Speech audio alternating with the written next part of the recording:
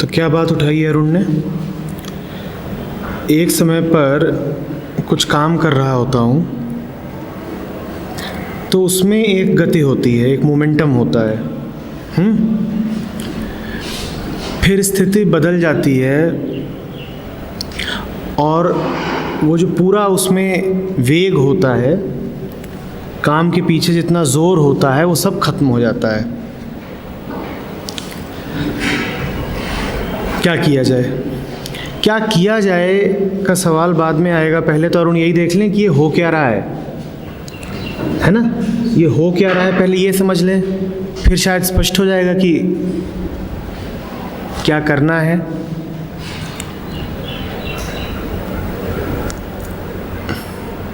मन कई तलों पर काम करता है।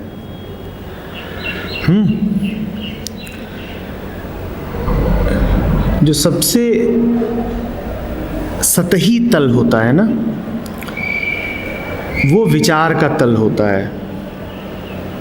ध्यान से समझना, जो सबसे सतही तल होता है वो विचार का तल होता है। और विचार के तल पर जो कुछ है वो तुरंत आने जाने वाला है। बाहर की घटना से प्रभावित होकर के तुरंत ही मन में कोई ख्याल उठ सकता है, और जैसे ही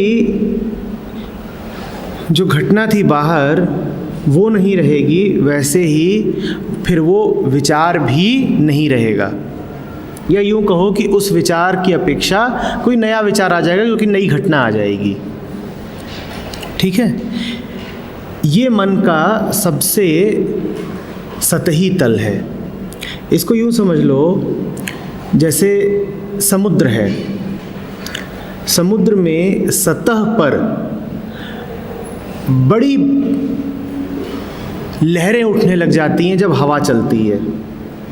समुद्र की गहराई जानते हो ना, खूब होती है, पर उसकी भी सतह हिलने लग जाती है, उसकी सतह पर तरंगे उठने लग जाती हैं जब हवा चलती है। वैसे ही हमारा मन है, समुद्र की तरह।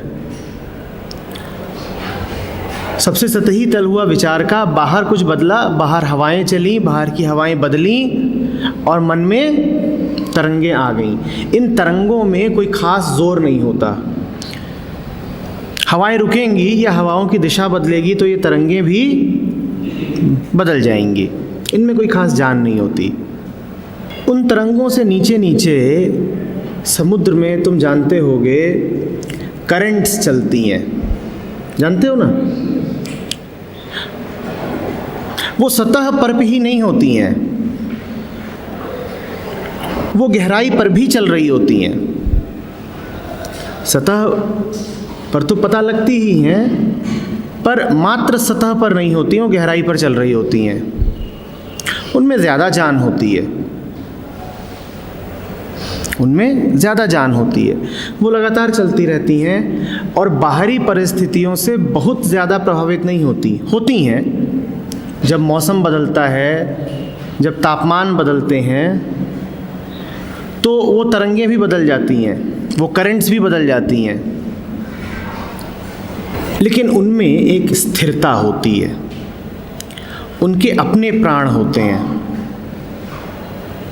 बाहर दिन हो कि रात हो, सतह सतह पर तुम पानी छप छप कर लो, उससे सतह के नीचे जो धार बह रही है, जो करंट बह रही है, उस पर अंतर नहीं पड़ता है। सही बात तो ये है कि कई बार समुद्र ठंडा होता है और जो नीचे धार बह रही होती है वो गर्म होती है। तुमने हॉट ओशन करंट्स और कोल्ड ओशन करंट्स सुना होगा। समुद्र ठंडा है और उसके नीचे, उसके अंदर, उसके भीतर जो धार बह रही है वो गर्म है। लंदन का जो बंदरगाह है वो काम ही इसीलिए कर पाता है क्योंकि वहाँ पर एक गर्म धारा बह रही होती है नीचे नीचे। तो इस कारण जब चारों ओर बर्फ़ जमी होती है तब भी लंदन के बंदरगाह पर बर्फ़ नहीं जमती। सोचो कि उस धारा में कितनी ताकत है कि चारों तरफ बर्फ ही बर्फ है, पर वो फिर भी गर्म है, और ऐसी गर्म है कि वो बंदरगाह को जमने नहीं दे रही है। आ रही बात समझ में? फिर उससे भी नीचे और नीचे और नीचे समुद्र ऐसा स्थिर होता है और उसमें इतनी ताकत होती है वहां पर कि उसे कुछ हिला नहीं सकता, कुछ भी नहीं प्रभावित कर सकता। वहां तो इतनी गहराई होती है कि कई बार सूरज की रोशनी तक नहीं पहुंच सकती।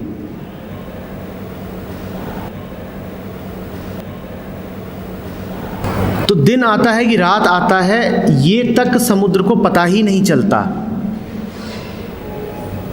वो अपनी मौज में शांत बैठा है, उसे अंतर ही नहीं पड़ रहा समय के बीतने से भी, और जो कुछ समय में है वो उसको प्रभावित ही नहीं कर रहा। वक्त आ रहा है, जा रहा है, पल बीत रहे हैं, परिस्थितियां बदल रही हैं, और वहां पर वो अडिग अटल मौन नीरव चुप बैठा हुआ है अपनी ताकत में। ऐसा ही मन है। सबसे सतह पर हमने कहा विचार होते हैं। विचार वैसे ही हैं कि बाहर की ज़रा हवा चली और विचार आ गया। उससे नीचे जो होता है उसे कहते हैं वृत्तियाँ। वृत्तियाँ भी बाहरी ही होती हैं, पर उन्होंने अब मन में जड़ें जमा ली होती हैं। वृत्तियाँ भी होती बाहरी ही हैं, पर अब मन में गहरी बैठ चुकी होती हैं। समझ रहे हो? तो वो आसानी से बदलती नहीं है। उसको मन का तहखाना बोला जाता है। सबकॉन्शियस का नाम सुना होगा। वृत्ति वहाँ वास करती है, वो आसानी से नहीं बदलती।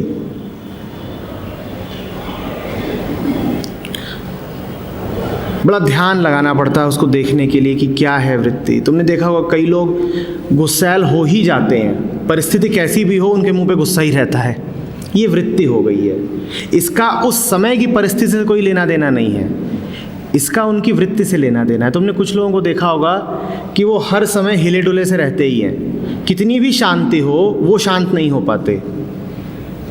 ये उनकी वृत्ति ऐसी हो गई है, काम वासना वृत्ति है। तो इस तरह की वृत्तियां होती हैं, वो बैठ जाती हैं। फिर उससे भी नीचे, विचार से नीचे वृत्ति, और वृत्ति से भी नीचे मन की गहराइयों में मन का स्रोत बैठा होता है। उसको कहते हैं दिल, उसको कहते हैं हृदय। उसको क्या कहते हैं? हृदय। विचार से नीचे वृत्ति, और वृत्ति से भी गहरा स्रोत। स्रोत वो जहाँ से सब निकलता है, जहाँ से वृत्ति भी निकलती है, जहाँ से विचार भी निकलता है, पर वो स्रोत किसी से नहीं निकलता।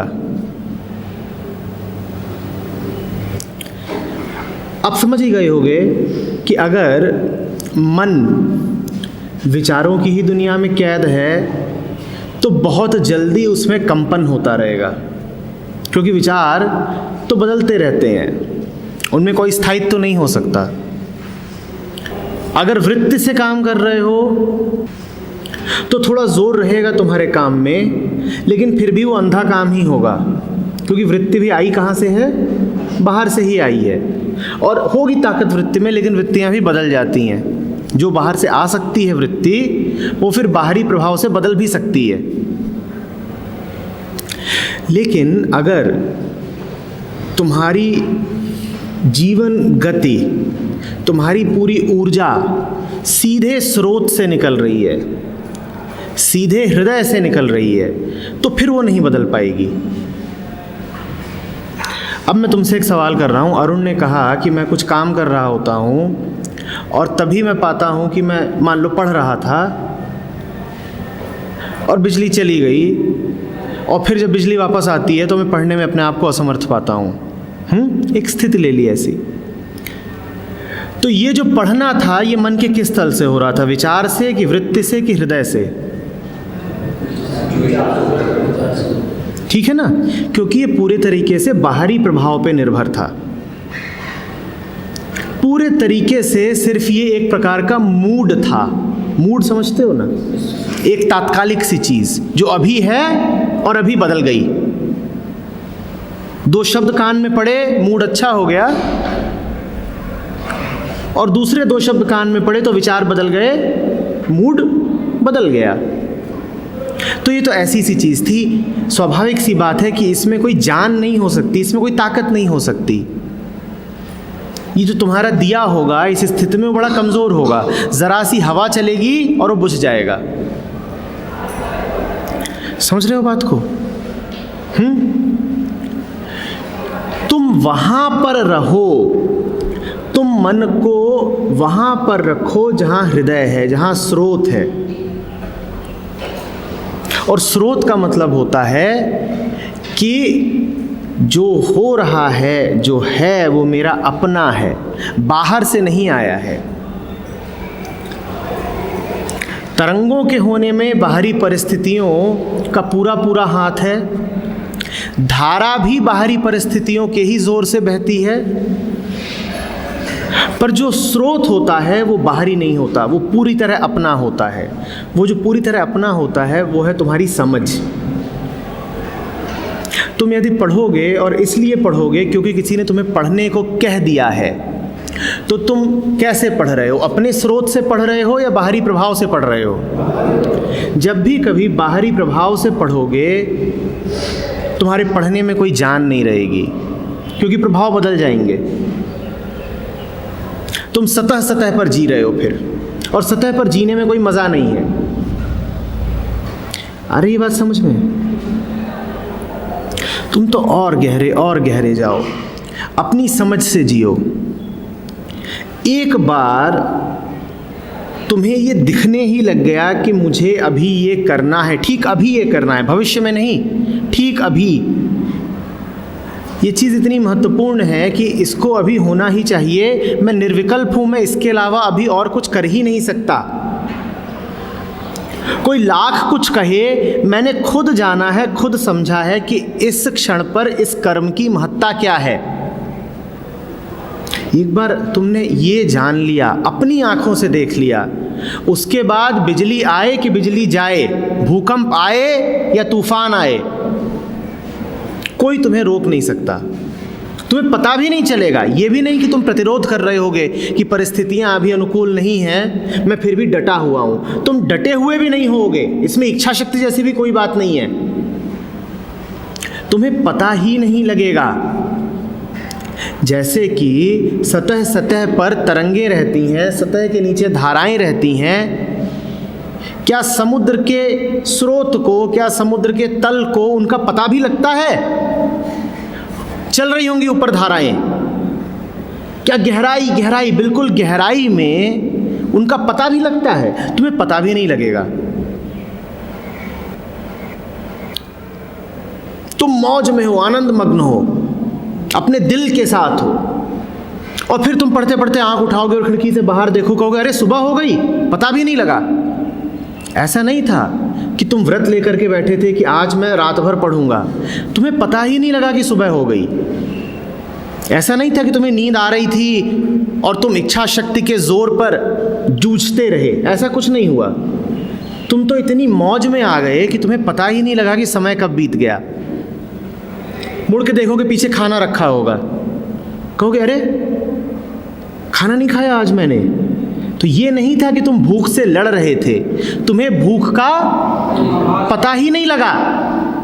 अरे आज तो खाना ही नहीं खाया, कोई बात नहीं, ठीक। पर भूख का जब पता ही न लगे तो कोई खाना खाएगा कैसे?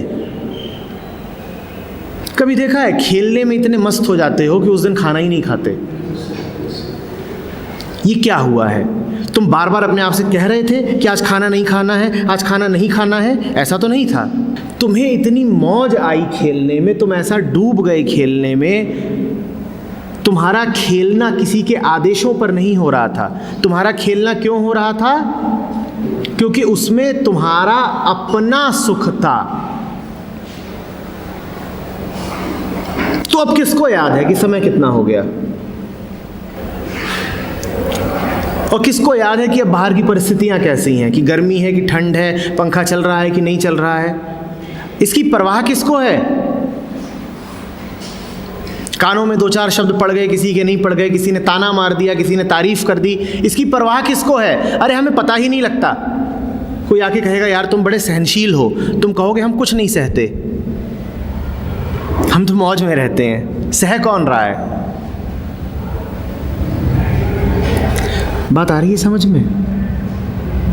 तुम्हारे भीतर समुद्र से भी ज्यादा गहराई मौजूद है। समुद्र का जो मैंने उदाहरण लिया वो समझाने के लिए अच्छा है, पर वो तुमसे छोटा है, क्योंकि तुम में इतनी गहराई है कि उससे 1000 समुद्र निकलते हैं। सब कुछ तुम्हारी गहराई से ही तो निकलता है, वो परम स्रोत है जो तुम्हारे पास है। और जब तुम उसके साथ हो जाते हो तो बाहर क्या है और क्या नहीं है वो बहुत छोटी बात हो जाती है। फिर तुम्हें ये घटना याद भी नहीं रहेगी कि बिजली चली गई, किसको याद रखनी है?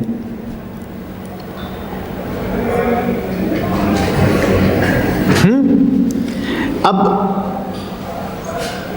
बात ये उठती है कि अगर वो समझ पाने की ताकत, वो जीवन को अपनी नज़र से देख पाने की ताकत, अपना बोध,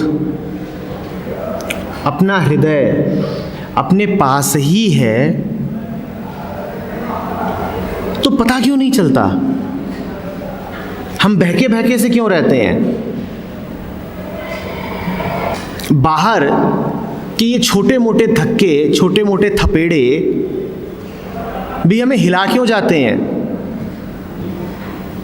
हिला इसलिए जाते हैं क्योंकि हमारी शिक्षा थोड़ी उल्टी पुल्टी हो गई है।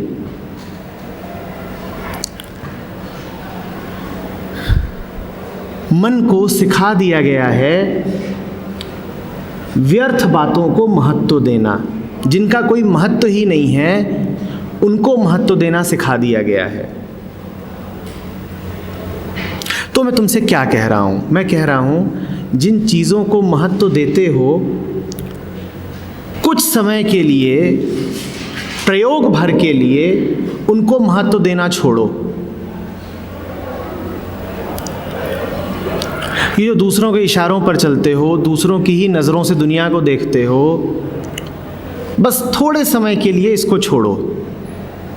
एक बार अपनी आंखें खोल के देखो, ऐसा मज़ा आएगा कि फिर तुम्हारी तबीयत ही नहीं होगी दोबारा किसी पर आश्रित हो जाने की।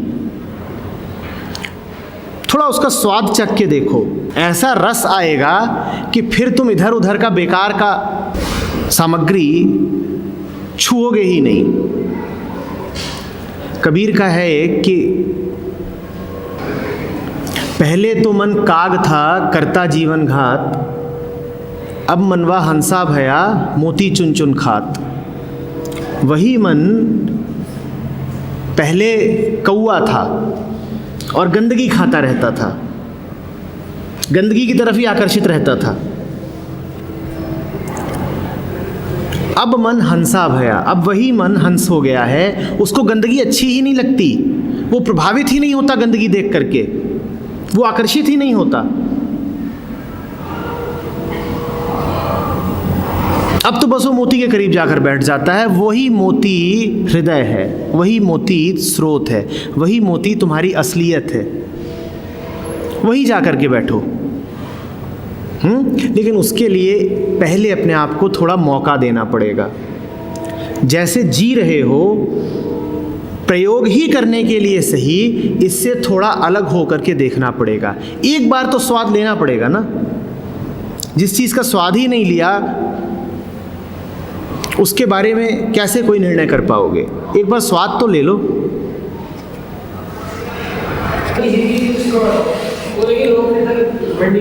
तुम इस बात से भी मतलब मत रखो ना कि लोग घमंडी कहेंगे। वो ये सोच रहा है, उसके ये सोचने का असर किस पर पड़ रहा है? तो महत्वपूर्ण बात क्या है कि वो ये सोच रहा है या ये है कि तुम पर असर पड़ रहा है? तुम्हें परेशानी किस चीज़ से है? उसके सोचने से या तुम पर असर पड़ जाता है इस बात से? तो असर मत पड़ने दो। क्यों असर पड़ने देते हो? इतना कुछ है दुनिया में,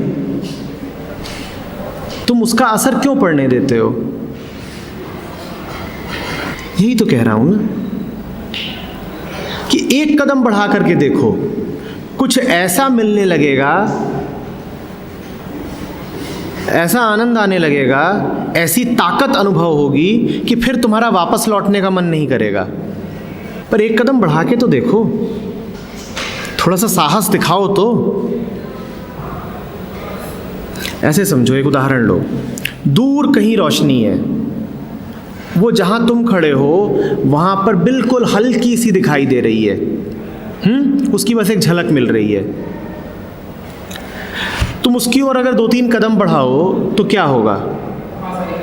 वो रोशनी थोड़ी और तेज होगी। 4 कदम और बढ़ाओगे तो क्या होगा? वो रोशनी और तेज होगी। पर उसकी ओर पहले कदम बढ़ाना पड़ेगा, और जैसे जैसे कदम बढ़ाते जाओगे वैसे वैसे तुम्हें यकीन होता जाएगा कि हाँ, रोशनी सच्ची है। पर उसकी ओर कदम तो बढ़ाओ। एक कदम बढ़ाने से अगले कदम की ताकत मिलेगी। पहला जो कदम है वो तो थोड़ा डरते डरते ही रखना पड़ेगा, क्योंकि रोशनी हल्की है, डरोगे। पहला जो कदम है वो तो टटोल टटोल के ही रखना पड़ेगा। लेकिन जैसे जैसे कदम बढ़ाओगे तुम पाओगे प्रकाश बढ़ता जा रहा है, तीव्र होता जा रहा है। आ रही बात समझ में?